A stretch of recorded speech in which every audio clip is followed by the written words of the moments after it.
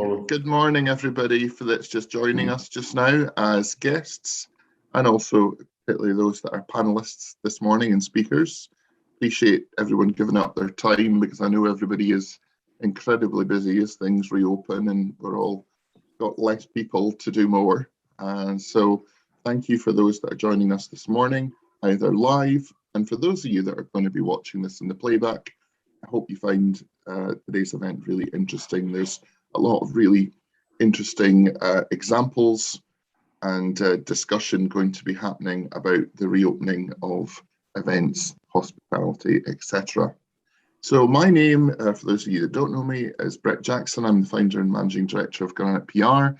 I'm just the humble host today, and I'm going to be introducing our expert panelists that can share with you I think some cutting edge technology that can help you all to approach things a little bit differently and to think about how you reduce risk and keep your staff and customers safer. So today's speakers from the Insite group, we have Gordon Bruce, Gerry Campbell and Dr. Chris Lochrin. Now it will mainly be Gordon and Chris that are speaking, but I know Gerry, you'll be only too happy to come in if anyone wants to speak to you as well. From Top Gun Media, we've got Justin Wingate, who's just held a very substantial, large-scale event that I have to say I think is one of the furthest ahead on ones that I have heard of back towards the normal world. And we've got the Doubletree by Hilton Glasgow, GM Craig Monroe, where that event was held, right in the heart of Glasgow, where I've personally stayed. So it is a substantial venue with a substantial event space. So if you have Q&A today, please put your Q&A in the chat, and we will make sure if you put your Q&A comments, questions in the chat, it just makes sure we don't miss anything and that we'll get round to everybody and that no one's missed. We will do the Q&A at the end. If we feel it's appropriate, we'll try and also answer it as we're progressing through. So it'll be a mix of at the end and during.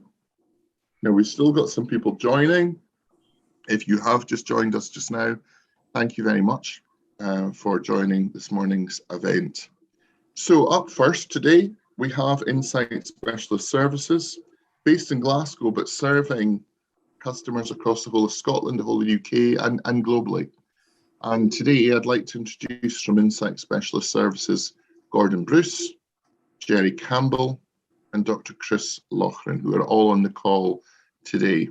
But that's enough from me just now. I see there's still people coming in, which is great. So without further ado, I would like to hand over to our first speaker today, Gordon. Gordon Bruce is a director with the Insite Group in Glasgow, and today's presentation will mainly focus around Insite Specialist Services. Gordon, the floor is yours, sir.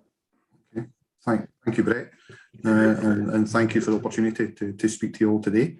As Brett said, we'll take some questions at the end, and I'm quite happy to answer any level of question you may have. So just look for Stacey to control the slides for me. So Insite Specialist Services was actually created in 2017, way before the pandemic, and it was based on 10 years of my experience in this field, and another doctor we have in the background is Chris Pearson, and 25 years experience from him in infection control and chemical manufacture, etc. So that's where it was born, Insite Specialist Services, and as Brett says, we're part of the Insite Group, which is a large group of kind of construction-based companies. Stacey. So facts are facts, and facts is the word that we hear from most of the governments around the world, I suppose, is face and space and all this type of thing. But we know about what they've been trying to tell us for many months, and washing hands, can keep 2 metre distancing and maybe just down to 1 metre distancing now, wearing face masks, cleaning more, and the dreaded fogging use. So these are what tends to be carried out in premises, not just in Scotland or UK, but around the world, is how people are trying to mitigate the risks from COVID. Next slide. So event care as a brand name or a name for the system, just specifically for events. And no matter what system or what environment that you're working or visiting or living in, the system is the same. It does develop into room to breathe for the hospital or the hotel sector, where we add in unique bedding products, which again have infection prevention uses. But for this purpose, it's event care, and it's a biosecurity system designed for infection prevention. It's continuous protection for air and surfaces. Again, we've got all the research and science there to show you how that works. It's suitable for any size of indoor space. So I think we've got the hydro there in the screen. So it's anything from that to SEC to, and we'll go into a case study in a few slides, but any environment, even down to the taxi that takes you to the event. So it doesn't matter what size of indoor space it is. It reduces risk, and we'll hear later on about the event that Justin and Craig held. But what we're doing is reducing risk. There's no guarantees from what we're doing. What we're saying is we're reducing risk, and we're helping with your duty of care as an employer or a building manager or provider of a service or an event. It's going as far as you possibly can to provide that safe environment. And it's about getting back to the old normal. I hate the term the new normal. We're just going back to where we were, acting as we were, but knowing that we've got some systems and products and things in place that are helping provide peace of mind. And again, it's not necessarily about what we do, but about how we make people feel, either in their workspace, in their their leisure space, or wherever they may be. I think that's the most important thing, is we provide peace of mind. Next slide. So the event care or any systems are built up from a three-step symbiotic system. So in symbiotic, they're just all working together. We're not using anything that's counter-affecting anything else that we do. So we prepare surfaces with our own unique PB 2012 formulation, which is a proven viricide, bactericide, fungicide, this type of thing, and it's safe on skin. So we actually have that as our hand sanitizer, and in a gel format as a hand sanitizer. So it's non-alcohol based. So that's how we clean a surface and prepare a surface for step 2. Again, BioTouch is our own unique product.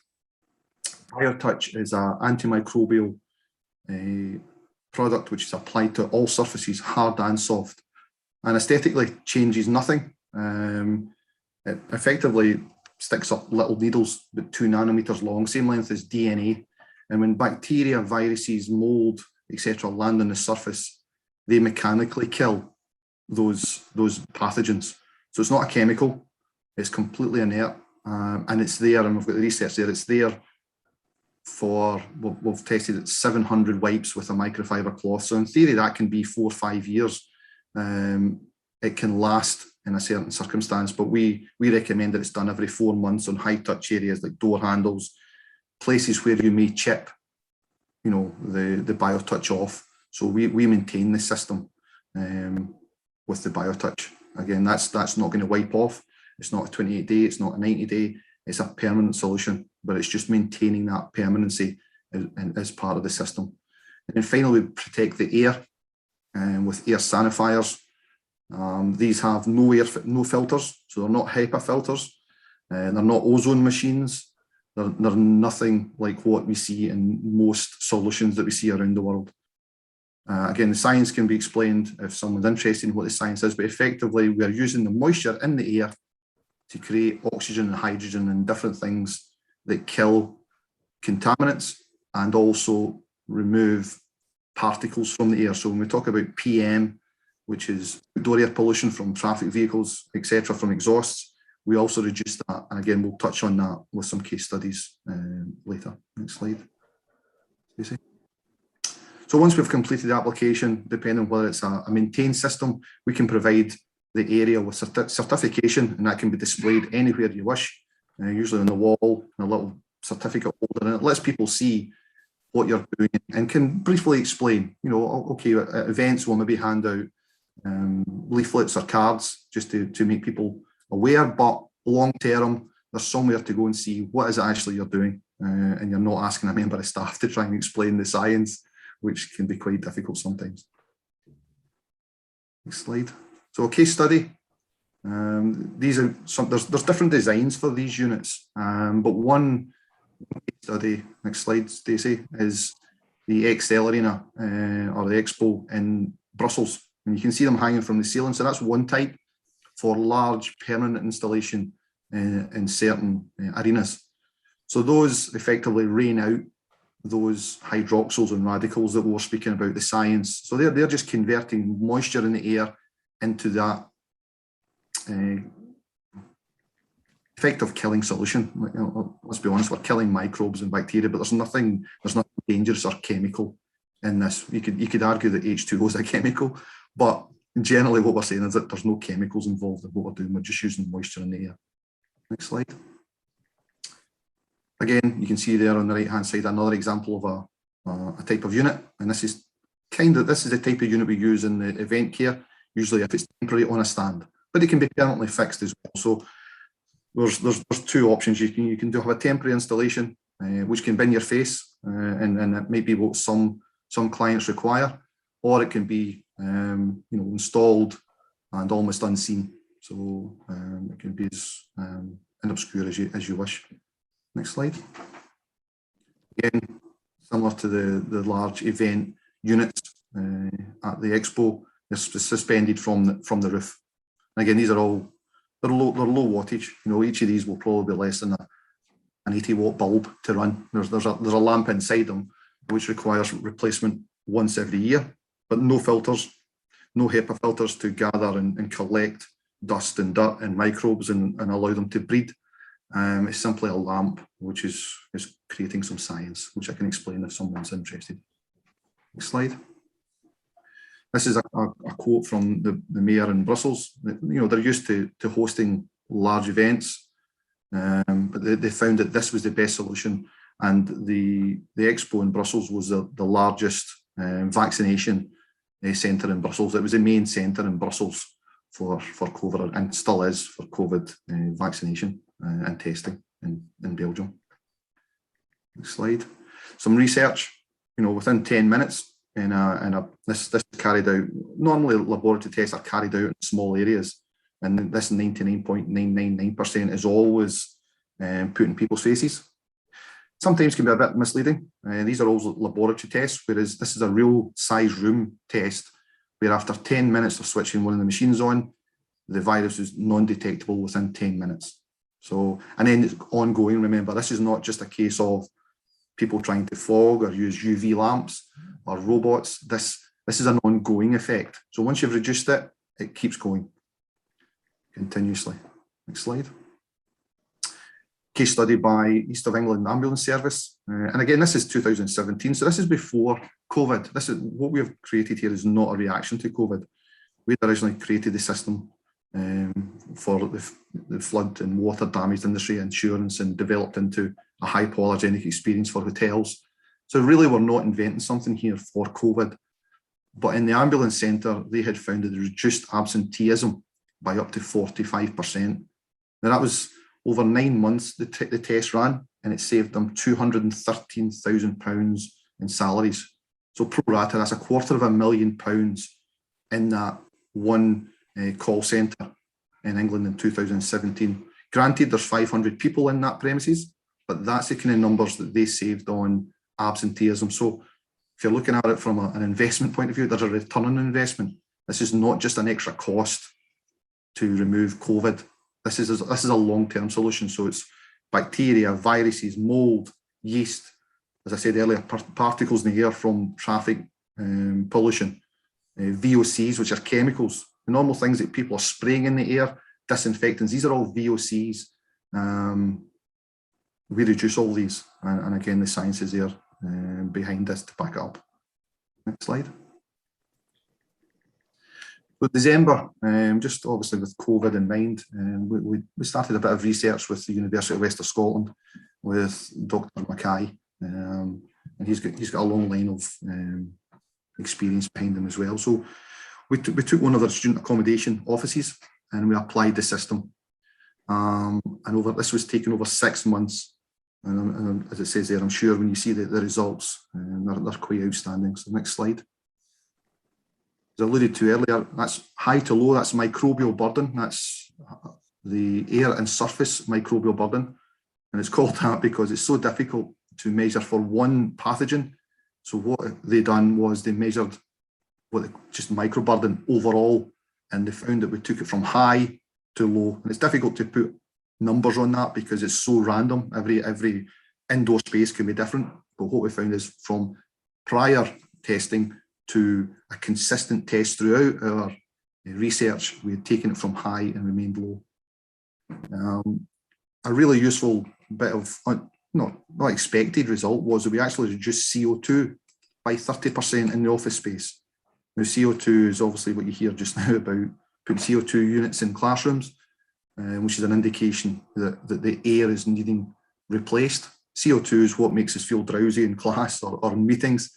So that's the benefit of reducing that as well. So we've got that type of benefit. And then we've got the PM, which is the particles. These are the non-organic materials, if you like, the particles. If you imagine that like a sunny day, and you can see sitting in your living room, there's dust and particles, you see it in the air.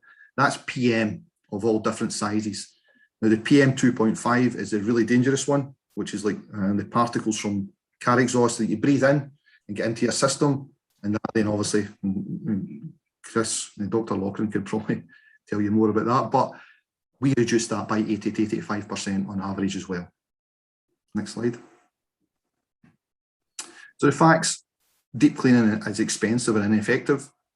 We kill up to 99, that's the lab test, but in real life, you can see in the last slide what we're doing in real life scenarios because we don't live in a laboratory. It's independently tested and proven to kill COVID. It's, they'll get viral and bacterial resistance is eliminated because when we hear about hospital-acquired infections and the resistance to drugs, this is completely different. We're not using drugs and chemicals, we're using nature to kill and eliminate these pathogens. And more science, no heavy metals, poisons or toxins. Again, we can answer what's important about that, but what we're saying there is it's safe. There's no other system in the market that's as effective because we're the only one that does this, and it future-proofs your business. This is there for COVID-23, COVID-30. It doesn't matter when it comes or what it is, you're preempting the next one, so you're staying open. It's not about opening up, this is about staying open. This gives you the possibility of, should you have an outbreak, what do? You don't need to deep clean because you're continuously cleaning your surfaces and your air all the time. So you would just carry on with normal protocols of cleaning and getting back to business and not having to close the doors. Next slide. Research, we can provide all the research. We've worked with various bodies in Scotland and products are approved across the US as well. Next slide. And that's me for now until hopefully there's some questions that someone wants to ask, and thank you. Thanks very much, Gordon, and for giving us the backdrop of the drivers behind it all and the things we should be thinking about. And I think it is about thinking differently and trying to get people to approach the same challenge slightly from a different angle. So I think without further ado, we'd like to introduce Dr. Chris to speak a bit now, wouldn't we, Gordon, a bit more on your items, Dr. Chris? Hi there, good morning everyone, morning panel, and to those who are listening in. Yeah, I would just follow on and say thanks to Gordon for a very in-depth summary of the information that's coming out from Insite Specialist Services. I am an intensive care doctor in Glasgow, and I have read with interest about the information and the technology that's coming out from Insite. Really clever stuff. I think what I would stress to those who are listening is that the BioTouch formulation that we have is not something that is new and novel. This is technology that has been around for about 30 years, used in textiles within industry and within the medical sector. My understanding from the evidence that I've seen from Professor Gordon Mackay at the University of West of Scotland is what the guys at Insite have managed to do is have a technology and a patent of covalent grafting. Now, what that means to the lay person is, as soon as you as soon as you spray BioTouch onto a surface, or anything onto a surface, it can be wiped off. So one of the reasons that I'm sure Gordon will allude to about fogging and people randomly spraying disinfectants and pretty toxic stuff into the air and the atmosphere is that as soon as a surface is cleaned and that surface is dry from whatever disinfectant you use, therein ends its ability to be called a clean surface, because everything else within the environment, for example, right now, I'll be spraying my computer full of everything that's currently in my lungs and in the back of my mouth. And the difference with the covalent grafting technology that Insite have done is that they have made sure that once a surface has been coated, whether that be soft or hard, they have independent laboratory evidence suggesting that that surface will remain protected for a prolonged period of time. And the number that Gordon, I think, quoted to you was for 700 wipes with a microfiber cloth. I can't quite think how many times I've ever cleaned my computer with a microfiber cloth, but 700 is probably certainly not it. So I would imagine if I had applied that to my laptop, it would still be there, and there's evidence of continuing antimicrobial activity. Now, the air sanification units utilises, and apologies for the jargon, uses photocatalytic oxidation to produce these radicals. Now, what that means to you and I is essentially it produces an output hydroxyl radicals, which are able to effectively kill and neutralise these pathogens that we discuss. Now, the evidence is quite staggering behind its use. The products in use by Insite have been tested from the Health Protection Agency, and that was in the Centre for the Biosecurity Labs down in Porton Down had tested these.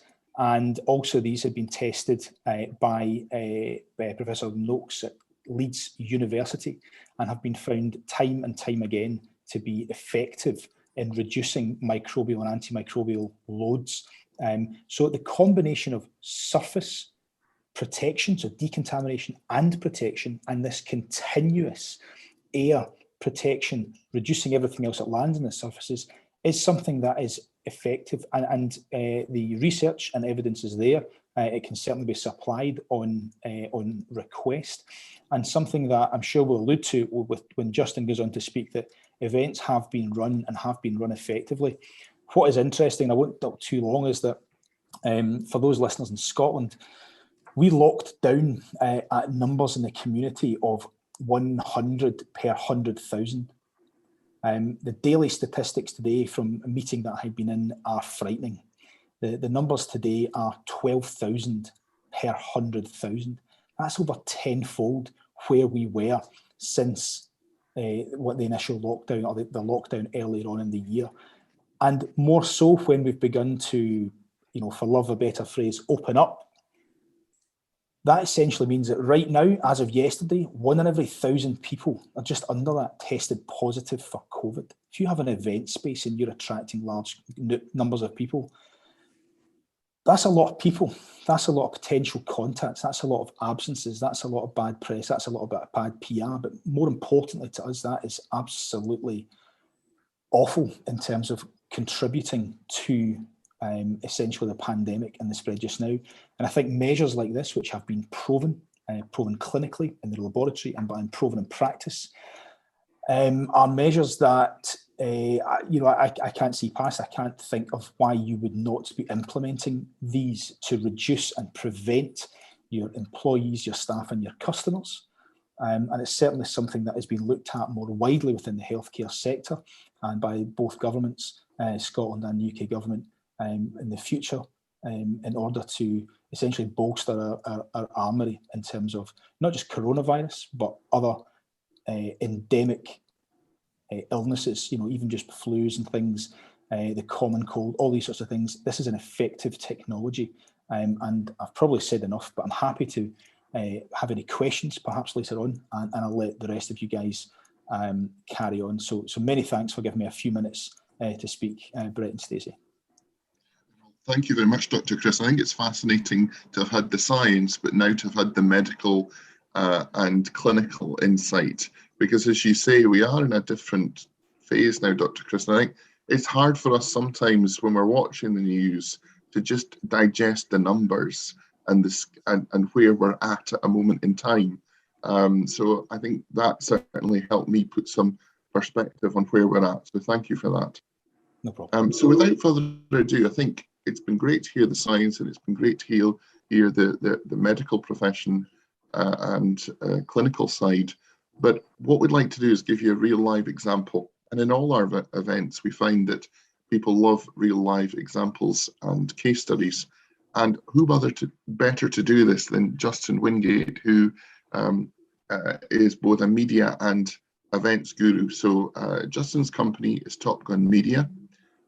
He's a publisher and director, and he recently held one of the very early large-scale events with several hundred people, events that I certainly haven't seen happen for some time, and it's really good to see that we're back at that place, that it is possible to do them.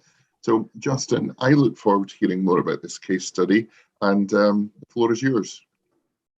Thank you very much. I appreciate the very kind introduction and the opportunity to actually speak about what, as far as we at Top Gun Media and On Trade Scotland, has been something that was massively beneficial to us, and to be quite blunt and frank, was totally invaluable to how we progressed and moved forward. To give you a bit of background as to the event itself, we On Trade Scotland are one of the industry leading titles for the hospitality sector across the board, from bars to nightclubs to hotel spaces, restaurants, right up to arenas and stadiums. Anywhere essentially there is a bar, we work with the trade, if you like. There is a number of kind of high profile events across the hospitality calendar within the trade, from award ceremonies, events, charity dues. Over the last 18 months, the trade has struggled a lot with a number of different things and had numerous challenges to have to deal with. And with us setting up the organisation essentially in the middle of a pandemic, we wanted to, first of all, celebrate the fact that our company and ourselves as a title had been operating for a year during probably the most challenging time within the industry. But we wanted to use that platform to not only support the trade, but try and drive some positivity into the industry that has, let's be very blunt, had not only been put in a situation where it's had bad press, it's been utilised and voiced as the cause or the kind of root source of a lot of infections and cases, which isn't strictly the case at all.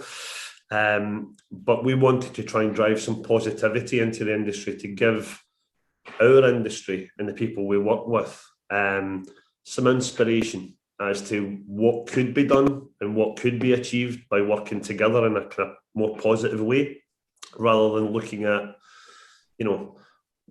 yes, these challenges are in place, this restriction, this challenge, rather than focusing on what we couldn't do. We wanted to kind of work with like-minded partners to look at what can be done. How can we move forward positively? How can we do something to try and drive the industry forward as opposed to going back the way? So we wanted to set up something very different in the industry and a different approach, more of a celebration, and give the industry something that they could look forward to, and people in the industry something to look forward to. So it was important to partner with people like Craig at the Doubletree by Hilton, like the likes of Go Radio, Diageo, Pernod Ricard, a number of kind of industry leading organisations to help drive that message forward. And to be frank, that was only going to happen if it was done the right way and for the right reasons. The event itself brought together essentially just under 400 individuals across the hospitality sector and licensed trade in the one room at the one time, which, if anybody knows people across the licensed trade, I'm not medically driven individual, but what I can tell you is that the people in the licence trade know how to party, they know how to celebrate, and they can certainly drink. So it was very much geared towards a kind of fun, entertaining environment. We had live music on stage. We had a lot of visual entertainment, and key to that being a success, and key to that being an environment where people could enjoy themselves, was people feeling comfortable and secure. In addition, on setting up the event, it was paramount to us that we had to be not only seen to be doing the right things, because it was the first event that was going to be taking place in the calendar. So there was a lot of, if you like, pressure or eyes on us from the wider hospitality industry, as I'm sure Craig will allude to as well, with the venue at the Hilton being involved. There was a lot at stake for us to get it wrong, which I'm very glad to say we certainly didn't. But that kind of pressure, again, from our point of view, we had to do it right. We had to do it for the right reasons. We had to make sure not only the staff, the guests, and everybody involved was protected and at ease to enjoy the night. That was probably the two biggest factors for myself. That one, people enjoyed themselves, because that was the whole point of the event. But two, that everybody felt protected, and that we'd done everything we possibly could to make sure that that was the case. On working with Event Care and working with Gordon and the team, and them talking through the solution that was there, it was very bluntly a no-brainer to have Event Care and Room to Breathe involved, because it ticked every box as far as we were concerned. We didn't want an environment that was, and excuse the terminology, too clinical. We didn't want people walking about with high-vis vests on, with cans of, spray and disinfectant around the building, because for me, that raises people's anxiety. It doesn't constitute an environment that people can relax and enjoy themselves. It becomes very sanitary. And again, for me, raises people's anxiety, not takes it away. The benefit for us was it was visible without being intrusive. But from the scientific perspective, as I said, I'm not a scientist, a clinician, a doctor, or anything of the kind. So I was looking at it from a very basic point of view. And the question I had in my head was, does it do what it says in the tin? And the simple answer to that is 100%. And the reason we can state that very clearly is from an event that was very party-esque, if you like. And if there was going to be any kind of environment where you had 400 people drinking, communicating, talking to one another, enjoying the evening in a kind of drinks reception in the venue before they went into the larger ballroom, if there was going to be any interaction, that would have been where it was happening. And in the back of my mind, I'm thinking, if there was going to be an issue, this is where it will be. But we need to do everything we can to safeguard that. And we're exceptionally proud and exceptionally pleased to be able to state publicly that from the event and everything associated with it, there was absolutely zero cases attributed to the event in any way, shape or form from all the feedback that we've had. That's from staff, guests and anybody attending. And I think in layman's terms, that speaks for itself. You can speak about all of the science behind it. You can talk about all of the technical aspects of what it is. But as my gran used to say, the proof of the pudding is in the eating. And to hold an event where it was hugely important to us to do the right thing and make sure people are protected, to have 0 cases come from that kind of close contact and that kind of environment where people were enjoying themselves is massive to us, absolutely massive. And as I say, from our perspective, I wouldn't hesitate in a second and be able to use the solution again, and we certainly will. And I would genuinely, on looking at a lot of the media over the last few days and over the last weeks, where yes, cases are rising, they're talking about outdoor events where there was an outdoor event that took place where I think there was 5,000 positive cases recently at a gig. Why not only the government but other aspects aren't proactively engaging with solutions like this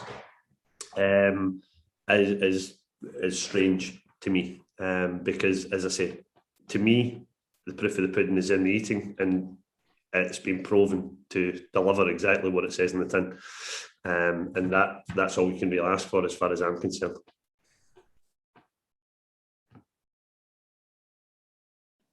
Thank you very much, Justin. And I think that case study of what actually happened just a few weeks ago has certainly given everybody a lot of food for thought, and it just makes you think a lot more about how we approach things. And you must have felt very pleased. We'll ask questions at the end, but just having got that landmark event, achieved, landed, complete, done, tick the box, it allows you to move forward, doesn't it? Certainly. I mean, this was from our perspective, from On Trade Scotland's perspective, this was our first event. There was, as I said, a lot of eyes and a lot of, I feel like, pressure on ourselves to be able to deliver it properly for two main reasons. One, because probably more so than anything else, it was the first big indoor event of its kind in Scotland, out with or post the removal of further restrictions at the time. At points it was touch and go whether the event was going to take place, but as far as we were concerned, they're sending out the wrong messages not to. So, but from that perspective, as I say, we had to do everything we possibly could and be seen to be doing everything we possibly could to make sure that the event was safe, it was done the right way, and it was for the right reasons. And as I say, from everybody that was involved, from Event Care, Room to Breathe, Insite Group, the Hilton Group, the Doubletree, from Craig, everybody that was involved in the partnership of the event, all helped to deliver what was, as far as we're concerned, a massive success. And the cherry on the top of that is to be able to stand and say we didn't have a single positive case from that event, where there's over 400 people in one room at the one time. Mm-hmm. And I know that, I mean, we have event managers and venues online today that will certainly be thinking very carefully about what you've just said there. So I think, Justin, that gives us the perfect intro to our final speaker today, Craig, the GM of the Hilton Doubletree in the centre of Glasgow. And I think sometimes people underestimate just the sheer partnership that events of this magnitude are between the venue and the event company, and people don't understand just how much work goes on in the background from the venue's perspective, but also from the event management's perspective to get it right. People see the end product, but they don't necessarily sometimes see the sheer amount of planning that goes in to the build up to these things and the delivery. So Craig, I know your hotel, I know your ballroom. I'm really interested to hear how you as GM found this landmark of kind of first large scale event in the centre of Glasgow. So please share your thoughts and perspectives with us now. Perfect. Thank you, Brett, and thank you for everyone that's joined today. Yes, it's great to present to you or have a chat with you about our side of the coin, and really how this event has helped move us forward as a business as well. I'm not going to kill you with PowerPoint today. I will just speak a little bit, and obviously I know we've got a bit of Q&A after it. But I appreciate most people will know my hotel. It's been around for longer than I've been alive.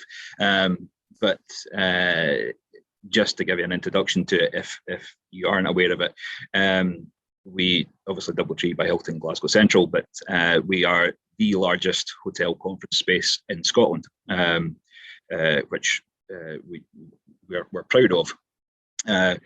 And we can hold up in our ballroom up to 1,500 people, for which our largest sit-down dinner is just under 1,200.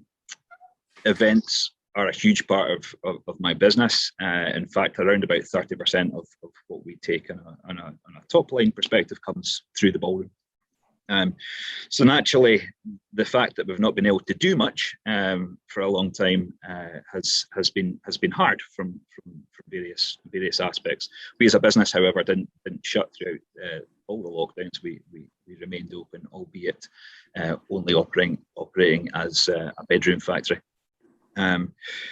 But the prospect of seeing my ballroom alive again, for anyone that's involved with the events industry and has a venue, probably went through the same emotions I've gone through over the past 18 months or whatever, and just longing to see life inside it again. So certainly when Justin approached me and said we want to put something on, I was more than happy to look at it with him. But certainly from our respect, the key thing, both just as from a standard perspective, but also from a brand, being a global brand, etc., was that whatever we did had to be as safe as it could be, both from a staff perspective, a guest perspective, but also from that wider perspective of if this goes wrong, it could go horribly wrong, and that's what obviously we didn't want to do. One thing I should have said is that some of the events that we do hold, for which is in excess of 220 a year, on an average basis of about 500 to 600 people. Just to name a few, are the likes of the BAFTAs. We host Glasgow Teams Player of the Years, and various charity do. So events for us is really a key part of our business. So getting involved with Justin on this first event, which it was our first event, it was the first week we were allowed to do something, was exciting, but very nerve-wracking at the same time. And as Justin alluded to, actually I think the week before, or potentially the week of, there was announcement that vertical drinking, which I found the phrase quite funny actually, wasn't going to be allowed, and that meant drinks receptions. Although I think Scottish Government quite quickly backtracked on that. I just saw us all lying down on mattresses from bedrooms with some sort of drinking facility so that we could have non-vertical drinking. Would have been funny, but anyway. But like everyone that's involved in the event sector, we were anxious. We desperately wanted to do something. We desperately had to do something from a business perspective, but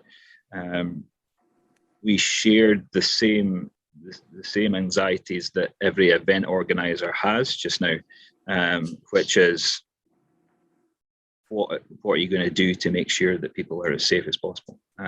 And we have the same demands from every single one of our clients. Could you send me your protocols? And what do you do if somebody tests positive, and all these kind of things. And whilst we have things from a brand perspective, all our staff have gone through training, etc., there's always that side that says, what else could we do, just to give further peace of mind to people, but also to allow us to kickstart. And as I said earlier, to not be that person that gets shut down. Maybe alluding to what Gordon said earlier on, this is about staying open, and not going backwards and moving forward. So we have various clients even today asking to send what our protocols are, and we've obviously we've partnered on this event specifically through Justin with Event Care. We have since done another one the week after, partnered with Event Care, and we have a large event for the hospitality industry again tomorrow of similar number, for which we're also partnering with Event Care. And we will continue to do that as we move forward. We're already speaking to our key clients about us having this facility in the hotel, and it's giving them a bit of peace of mind. And they're able to share some, there's a kind of one-page PDF that's been shared with us that we're able to share with the end client. Yes, we have all the protocols. We have a fresh air system in the ballroom, so it's not recirculating cold air. But there's always something else that you can do. And when Justin told me that there was absolutely 0 cases, I'm not going to say, I will say, I breathed that sigh of relief from it, because as I said, the biggest thing for me is that I don't want people to be put at risk from that element, but also the PR nightmare that would come from that. As a global brand, we tend to get picked on from time to time. I've met with Gordon and Gerry and the guys from Event Care, and we are putting that system in to various events moving forward, if not all, which is a conversation we still need to take offline. And certainly from a Christmas perspective, for those that are aware of our brand, the Glitter Ball, we welcome 16,000 guests in total through December for Christmas parties. And this is going to form a key part of us being able to host that as safely as we can, for which we've already had 6,000 people booked. So we're expecting that back end of the year to be busy. But again, I need it to be as safe as it possibly can. And all the things that you've seen on screen today, I'm not a scientist at all, but I was very much interested in everything that the system does. There is that side of, do you want it to be visual or do you not want it to be visual?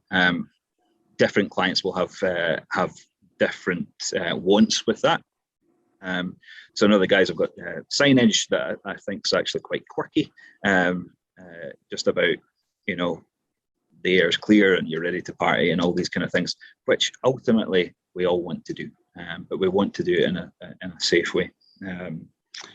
We have in excess of 40 large events confirmed and booked for the rest of this year. When I say large for me is that 400 plus, for which, to give me peace of mind, having that Event Care and piece in the background there is just that further element of saying we're as safe as you're going to get just now, and that is, for me, as a businessman, I guess, is key to getting that repeat customer. The worst thing that could happen is to have an event for 400 people get COVID, because they won't come back. And obviously the PR that comes off the back of that won't be too nice to deal with either. So certainly a huge thing to work with Justin on this. I can tell you as from first hand, because I attended it both as a drinks reception and sat down at the dinner, the feeling of we've arrived is probably the right thing, as Justin took to the stage that night, and just the visual aspect of seeing people in their suits and their sparkly dresses, which Justin wasn't wearing, by the way, was phenomenal, quite emotional. If I could go across to say that, 18 months of a ballroom that's alive at least 5 days a week, that's been shut, seeing it alive again, both for myself and the team that I work with, was phenomenal. And the icing on the cake with the cherry on top was, as Justin said, that there was no confirmed cases that came from it. So I'm not here to sell the product. I'm just here to say it seems to work. It's given people confidence, and certainly giving me confidence as the manager of this business. And that's me. As I said, I don't have any pictures. Thanks for that. No, thank you very much, for Craig, from giving the GM and the venues and the P&L business perspective, because I think one of the things that I've been very aware, and you touched on a lot of the points. One is the time-consuming and sheer volume of time that would be taken up should the PR have gone the wrong way, which obviously it didn't. It absolutely went the right way. But I totally understand what you're saying about that. Closure time. The money stops. It's downtime in the business with zero cash flow. You're then responding to press, and this way you keep the business open. You're not disrupting your cash flow. You've not had the nightmare or PR items to deal with. I think the other thing is that so many people, particularly I think in government, thought, haven't we done well reopening hospitality? But we were only open in some senses of the word, because a hospitality business that can't do events or can't do MICE stuff, it's hard to make it stack up, isn't it? Yeah, absolutely. And as I said, it's roughly a third of our business, and all the people that come with that. So it's not just about doing the event; it's all the staff that work at the events. It's suppliers that supply us for the events. So it's the chain that comes with it that has been stopped, if you like, and just seeing old faces coming back into the room again. Our Vision, our AV supplier, coming back in, setting up the big screens. Just simple things, but yeah. Well, we've got a couple of minutes for questions. So I know some of the event managers that are online today, and I know some of the venues that are online. So I'm wondering if any of them have got a question or a comment they want to pop into the chat. Right, I can jump in with a couple that have come to me, if that's okay, while other people go for it. Thinks of it. So the first one is, this is directed to Insite.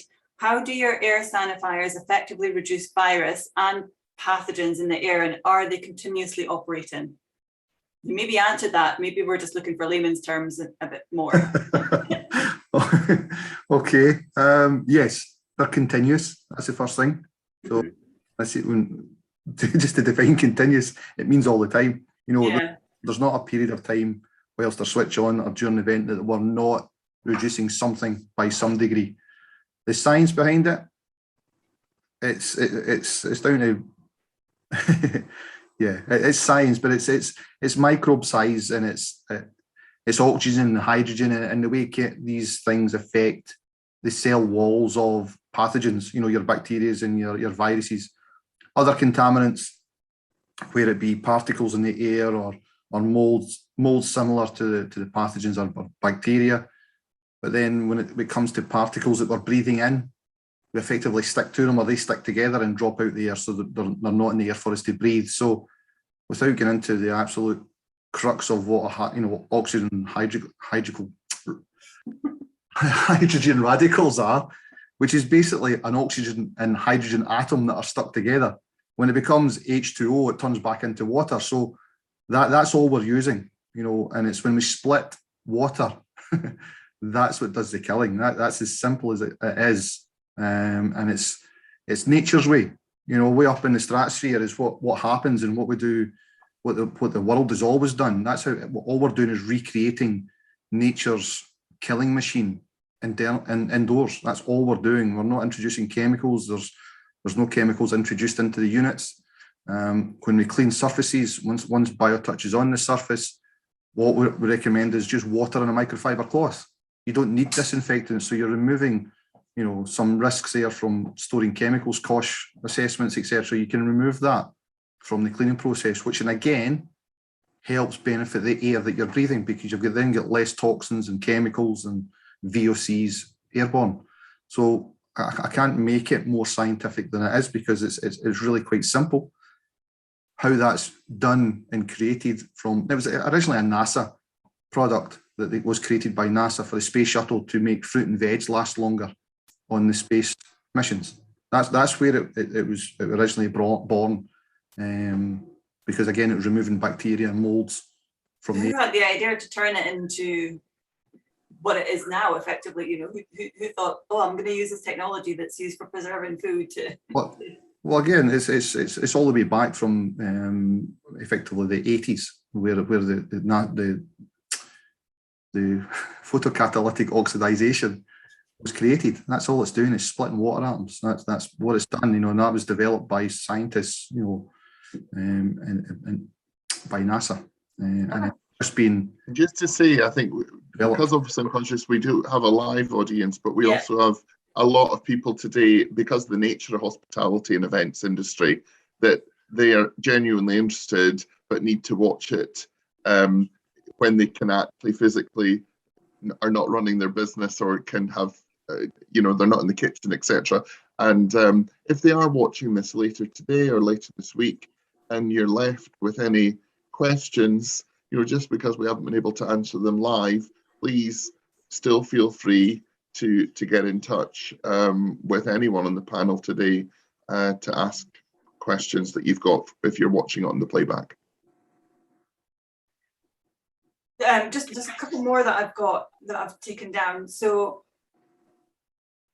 and bear with me because the question is, would it work outdoors? Now, I'm not meaning like spraying it into the air, but you know, if you've got, say, outdoor things and you've got maybe a stage or sections or chairs or stuff like that, would it work on any of that, or is it purely just for indoors? Well, I'd like to come back with that. We are currently chatting with Go Radio, who are looking at a tented village in November. So yes, as Gordon kind of highlighted at the start of it, it's adaptable for any indoor environment. So any tented villages, it will work and keep people secure. I think that's correct, Gordon, or I just jumped in there and give them a bit? No, it's trying to jump in, but you're right, that is outside. That's inside, outside. But if the question is for festivals, then no, the machines will not work in the air, because that's just diluted by the air. But BioTouch on surfaces, yes, works outdoors. So the BioTouch works on touch surfaces, but the air sanifiers are going to be of no use, because, again, I say no use. In theory, I would need somewhere where it was still with no wind, you know, for it to rain down, because what's produced is heavier in air and it suppresses everything, microbes and bacteria. So it's not going to be detrimental, but I wouldn't be comfortable in trying to sell something for outdoors and trying to clean the outdoor air. I don't think that would be appropriate. But BioTouch, yes. You know, if it was toilet blocks, you know, where people are coming through gates, you know, that type of thing, yes, you would have BioTouch in those circumstances. A bit of a, not so much of a question, but really more of a commendation and well done to Justin and Craig. And from myself, having I have in the past and may well resurrect them, organised a couple of events that weren't that size. We're talking about 150 to 200 people, so decent enough, but not that. But one of them, the last event that I organised and put on was on the 13th of March last year. So you can imagine the nerves. I had people cancelling on the day because everybody was getting so worried and things like that. So I guess the point is just well done. I can imagine the nerves that you were feeling the week and the weeks and days leading up to that event, and to pull it off, it's incredible. I'm actually really jealous. I'm already now, you've got my cogs thinking, right, okay, maybe it's time to bring these back because we've got something that will keep people safe. So. To be fair, Stacey, I actually had hair before this started. Mine used to be dark. I had a full, thick, wavy locks, but no, as I say, genuinely from our perspective, it was really important for us from On Trade Scotland and Top Gun Media to try and do things the right way and try and effectively inspire an entire trade in whatever way we could to try and move forward and look forward to what could be done and could be achieved.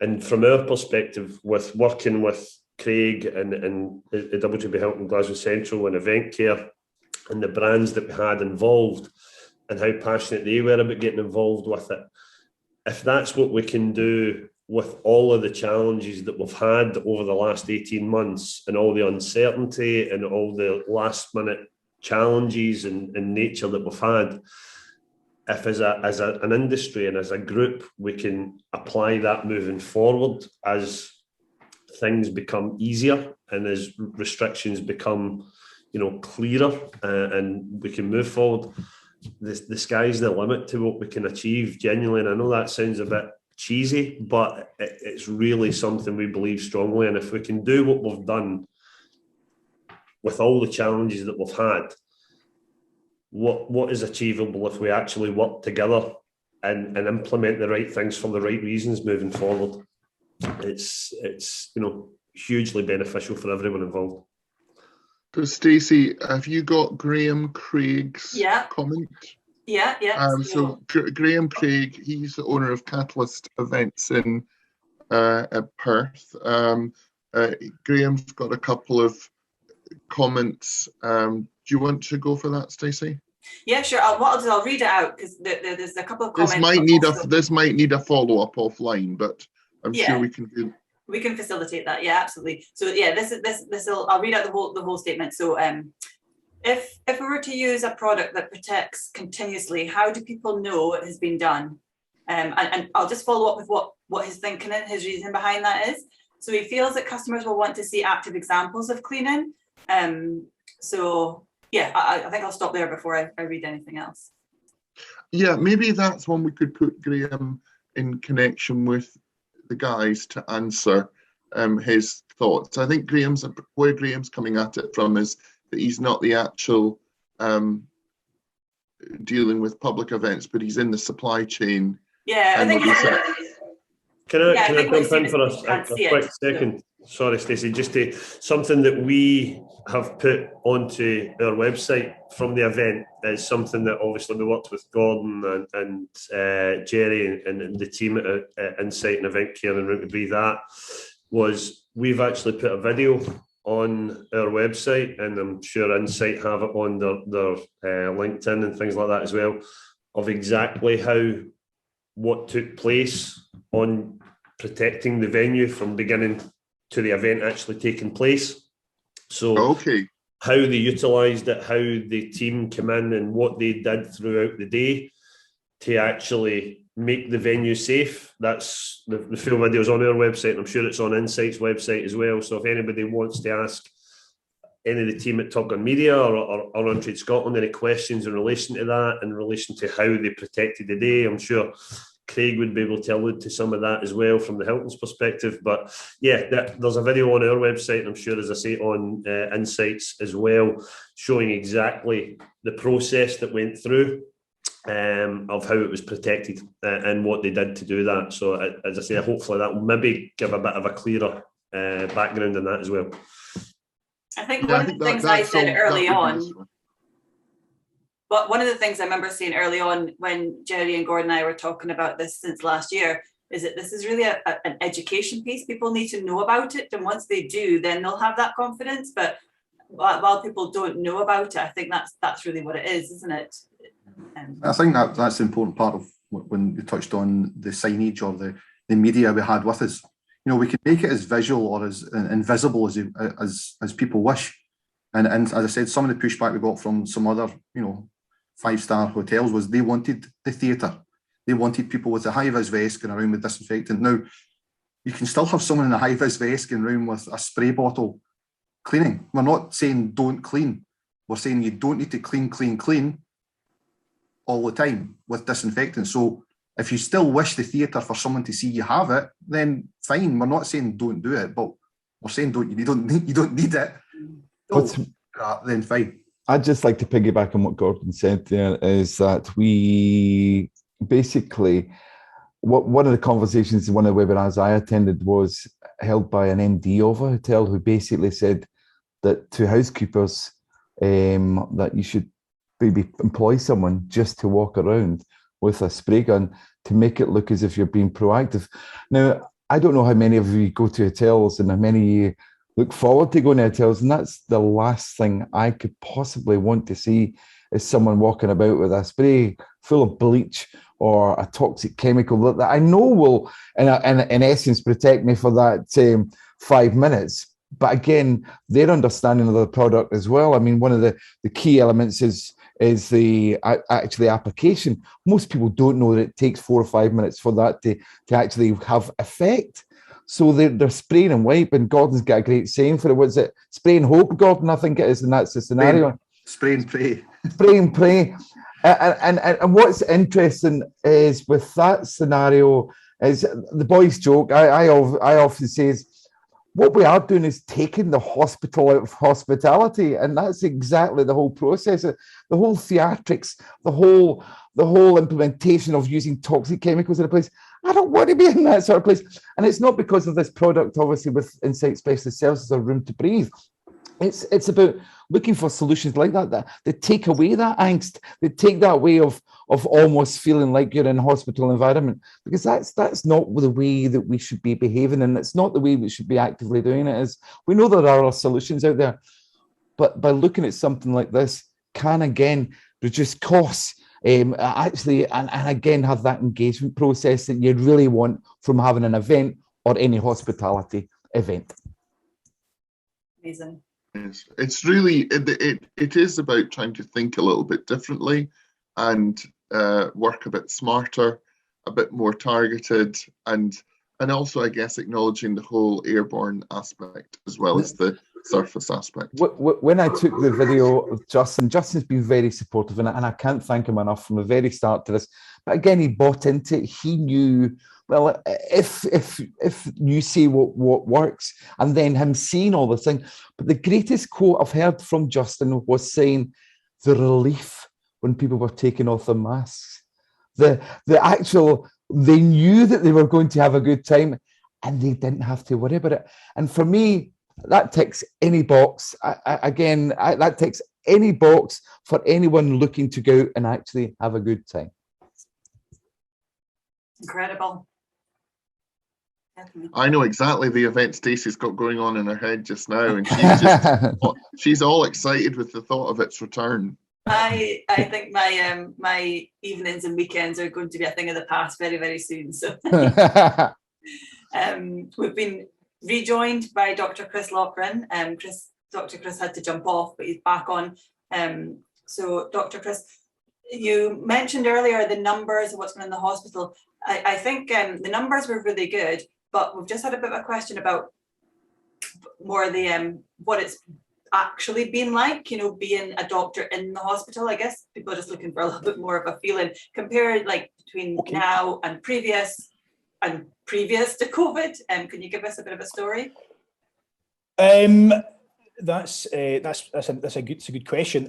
I'm not even sure I'm ready to go back and think about just how awful that was. You probably remember at the start we all watched those videos on the news of Italy, and sealed off doors, folk in hazmat suits walking around, patients lying around, and we kind of thought, God, that looks pretty bad. I hope that doesn't happen here. And then it came, and it was brutal.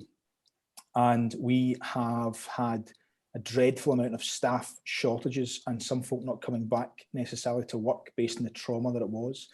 It was intense. It was a challenge on a number of levels. It was emotionally very challenging to have such a huge number of patients not survive and not be able to be with loved ones when they passed. With new guidance, new drugs, new practices changing weekly, staying on top of it to make sure we're giving the best care. That was tough. There was a tremendous camaraderie around the place, from other colleagues, from other agencies to help out, and that was great. We've probably not seen the waves, the massive influx that we saw in wave 1, but essentially since the first lockdowns, we haven't really had much of a let up. Now, admittedly, our numbers through, and I can probably only speak for myself in critical care, the numbers through critical care are certainly less than they were, but they are more constant. Now, you'll hear the numbers of patients on a ventilator, intensive care, and that may not mean terribly much. Our average stay in intensive care, maybe 3 to 5 days, non-COVID. These patients who have COVID are staying with us for a month, more than that, and so our occupancy of beds is less. Now, what that means to the layperson is that you'll have heard just now the hospitals are in crisis. Don't go to A&E unless it's a dire emergency. The harsh reality is that there really aren't many beds, and not that anyone that's ever denied care or that anyone should ever not come to a hospital if they're unwell, but we are seeing huge pressures, and that's because patients are staying with us longer. And when we need to discharge patients from intensive care units, we don't have beds to put them in, and so they stay longer. I think everyone has fairly pulled it out the bag. The NHS is, I wouldn't say stretched, we flexed more than we ever would have normally liked to have done, and probably came out with a bloodied nose as a result. Certainly what's interesting and relevant to this topic is that, you know, we are looking at other things now. You know, one of the reasons I'm keen and I've shown interest in this technology is that presently there isn't anything, you know, and there aren't things in place. I don't buy into spraying something with, you know, disinfectant and that's it clean. It took not a while, but probably there was a bit of a realization that, oh, actually that means it's not that clean. And even took me a bit in time. And I think where we are going with not just looking at in healthcare, but looking at other areas, actually everyone here, I can't believe we're all here from our various backgrounds talking about infection prevention. You know, I never thought that'd be on the agenda at any point, but now it's the first thing anyone wants to talk about. And I really feel that webinars and information sharing like this is absolutely vital, and sharing the messages that we have and sharing the technology, introducing new ideas and new ways of thinking really is the next step in going towards protecting ourselves and really basing events around, you know, no one's going to care necessarily how many, nobody's going to care. People will be more worried about how safe is that going to be, not necessarily what's the price of a pint, you know, how, is this going to be safe? Do I really want to go? I'm not entirely sure. And I think for various industries, more and more customers potentially maybe seeking to have that additional layer of protection, or like Gerry's talked about before, just peace of mind. So it's been a challenge. It will continue to be a challenge. There will be new challenges. There will be more challenges. And as we approach what we refer to as our winter bed crisis, I think anything that anyone can do to protect themselves, to protect staff, to protect their own events that they are running with large numbers, goes a tremendous way in allowing people to live at some semblance of our normal life. And it certainly goes a long way to reducing the risk of illness and the impact of that for individuals, families, and certainly for us in the healthcare sector. Thank you. If I could just jump in for a wee brief second. I've not met Chris before at all, but I would, as somebody that's mum was taken into hospital just right at the start of the pandemic and into ICU in the Queen Elizabeth with a bleed in the brain, and know firsthand the hard work that you guys put in and your colleagues put in. And I would just like to say a heartfelt thank you to all you guys for all the kind of sterling work and hard work that you guys put in. It doesn't always go particularly noticed, but from myself personally, thank you for everything you guys have done. That's very warmly received, Justin. Thanks. Thank you very much. I think, you know, I suppose my biased note is that everyone in the NHS is knocking their pan in and will continue to do so for patients, for relatives, and at the forefront of difficult decisions that are made with things, often unpopular decisions that can be made in terms of the media. Everyone is thinking and only doing something that they firmly believe in, and it's the right thing. So just bear that in mind. But thanks very much, Justin. Thank you very much. I think it just reminds us all just how difficult that those early days were. And it's just so encouraging to have things like today where people are beginning to look at how we can return to the world we had, or gradually aim to return. Stacey, is that us covered all the questions that came in today? Yes, there's nothing else jumping out. So I'll let you and Gordon and Gerry say some final words.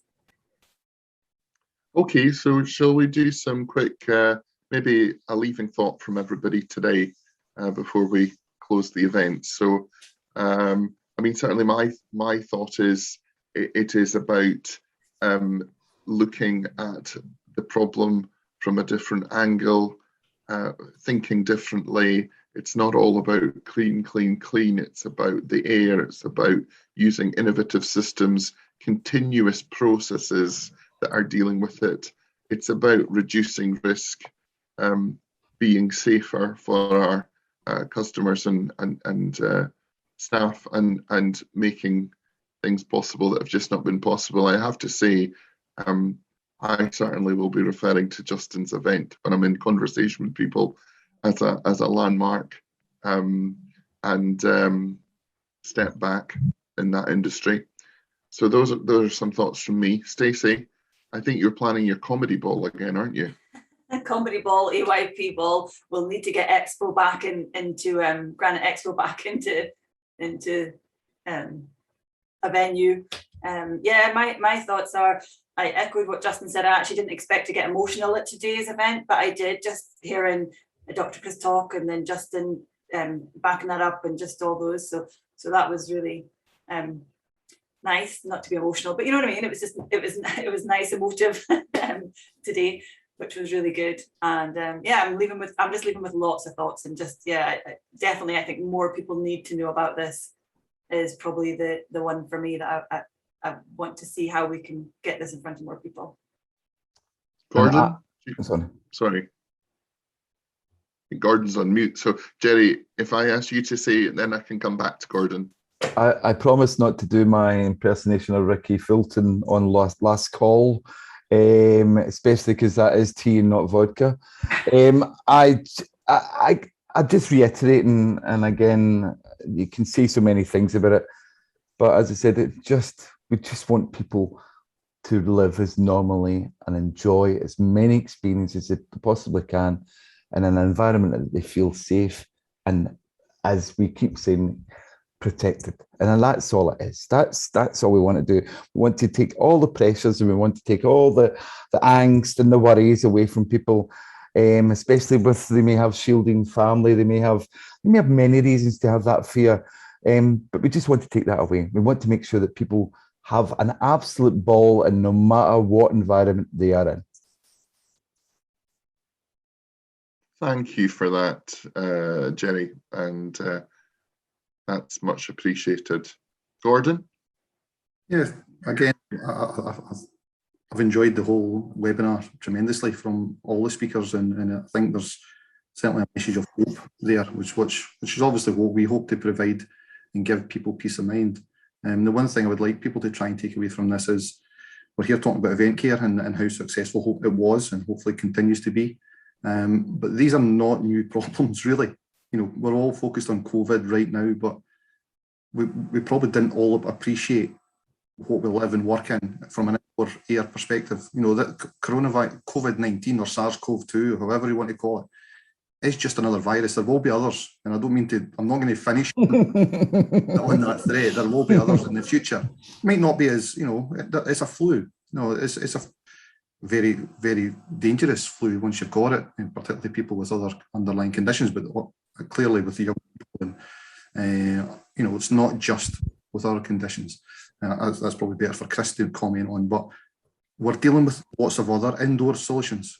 That's what we've done. That's where we came from. COVID-19 came along. We've been here for many, many years talking about this type of thing. It's improving your indoor quality of air. It's the benefits we get from a school environment, you know, allowing kids in classrooms to concentrate better, behave better, breathe better. You know, it's all the other benefits we get from what we do. It's not just a one-trick pony, and it's not just for COVID. You know, it's like a puppy at Christmas. It's not just for COVID. We're here for the next time. And as Craig said, you know, it's not about opening up, it's about staying open. Let's look at things that keep us open and not avoid a pandemic in the future, but let's avoid the impact on business in the future. Thanks, Gordon. And I know you're more than happy to chat with people about the system, and if there's a venue or an event company want to just chat it through. Yeah. I know you're very, very good at that. So yeah, no problem. And all the team are. So okay, Justin, you've got that event under your belt, that 400 people back in a ballroom. I mean, wow, that must still just feel so good to have done that, particularly with no cases on the back of it. I guess you can start planning for your clients, your customers. You can actually plan ahead now. Yeah, definitely. I've got to be honest, I'm taking a wee bit of a couple of months to digest what went on, and as I'm sure Craig will be glad to hear. But yeah, I mean, as I say, it's something we're massively proud of. And it probably still hasn't overly sunk in. Yes. What we're able to achieve. The significance of what's just happened. Yes. Because it's so, like you said, there's so many different factors to it. There's so many things that could have gone against us. There were so many things that were challenges that we just had to take one step at a time, and working with the team at Insite and Event Care, and working with Craig and the team at the Hilton as well.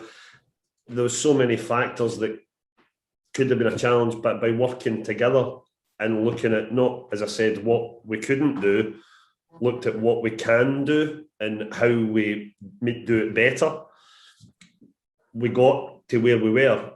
Every one of us, between myself as the company, Craig at the Hilton, every one of us right up until, as Claire alluded to, the week before, they went, you know what, that this is too much stress, it's too much grief, there's too many variables that we can't really control. We'll pull the plug and let somebody else take the burden of doing the first one. But gratefully and thankfully to everybody involved, that's not what we did. We thought, no, we have to do it the right way. We have to try and inspire other people to do the right thing.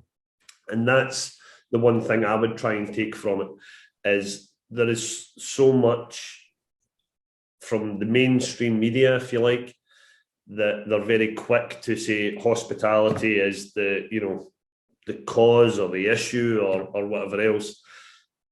I would encourage, and for no other reason than I've actively utilised it and I've been in the middle of it, to encourage anybody in a hospitality venue or anybody within that space to look at the solution that's there, because it does what it says in the tin as far as we're concerned. It gave us the benefits that we needed, and the fact that there's 0 cases from it and that kind of capacity, again, taking the science and everything else out of the equation, which I fully appreciate and understand, but that's pretty straightforward. It's black and white. There's no grey area with it as far as a venue is concerned. And you can go into the science, you can go into the specifics, which are fantastic and important.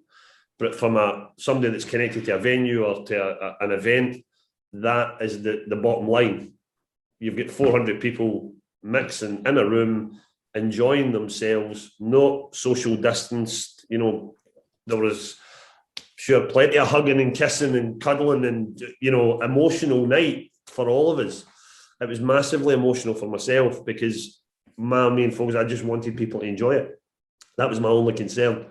And to see that happen and to come out the other end with 0 cases attached to it speaks for itself. I think that speaks for itself. So the one thing... Thanks for that, Justin. And I think one of the things that was really take away from me just from what you said there was that it's so true that during the pandemic, it became about what we couldn't do all the time, event-wise. You can't do this, you can't do that. But as you say, it's almost flipping that to say, well, what can we do with different thinking and different technologies? Yep. So, yeah. And there's suddenly, again, what is possible? 100%. Craig, as a GM, you've got a very powerful story and case study to go back to your key accounts with. for a hotel that events is such a large percentage, a third of the business, you said. So you've got something to go back to your customers with, and I guess also suddenly budgeting and forecasting and P&Ls will have become a little bit more positive. Yeah, no, absolutely. I know how much work GMs have to put into forecast budgets and P&Ls. Yeah, it's forms another third of my business. Yeah, no, I mean, we're obviously really thankful to Justin for putting the event on, and for the charity that the money that was raised on the night is close to our hearts as well. But yeah, we have a positive case study now. As I said, we're now back in the business of events, which is great. I just love seeing people coming through the doors now dressed up. But I think the key message, as probably all said throughout, is it's fair enough me doing what I do here, but unless the industry does take a kind of step change with saying, okay, what else can we do? What more could we do to give people comfort, to reduce the cases, etc. Unless we all do something together, we could end up going back a step, and that's not what any of us want. It's about getting that positive message out that events are safe. You can come, you can enjoy yourself. As soon as things become keeping the business open, keeping the business open, and keeping the customers safe and feeling good. Yeah. It's a win-win, isn't it? Yeah, it has to happen that way.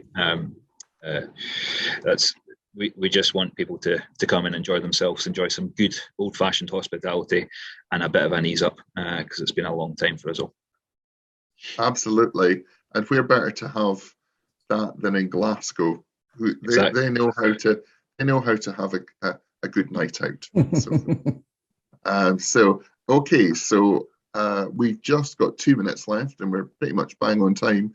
So maybe I could ask Dr. Chris for any final thoughts.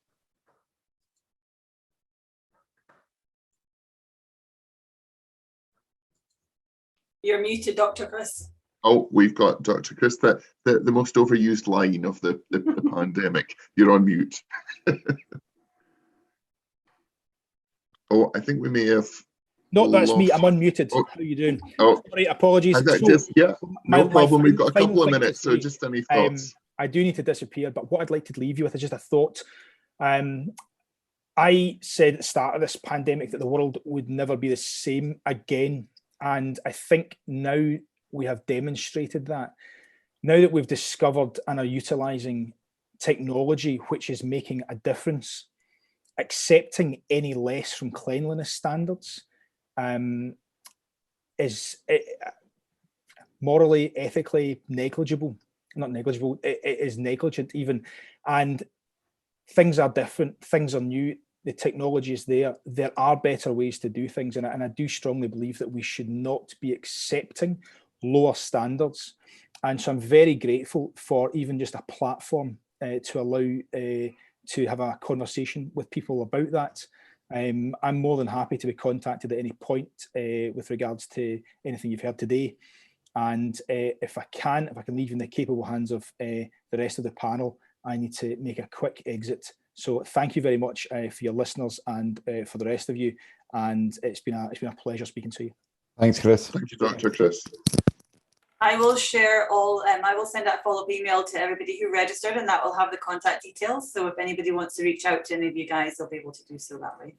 I've also got a fair amount of requests for similar situation to yourself, Stacey. There's at least about 20 to 30 folk want a recording of the thing. Yes. So again, it's been interesting to see people coming back, and yeah, it's kind of frustrating everybody is at work. But the good thing is there's that engagement, and thank you. Brilliant. Well, thank you very much to all our speakers or all our attendees, please feel free to connect on LinkedIn and continue the discussion.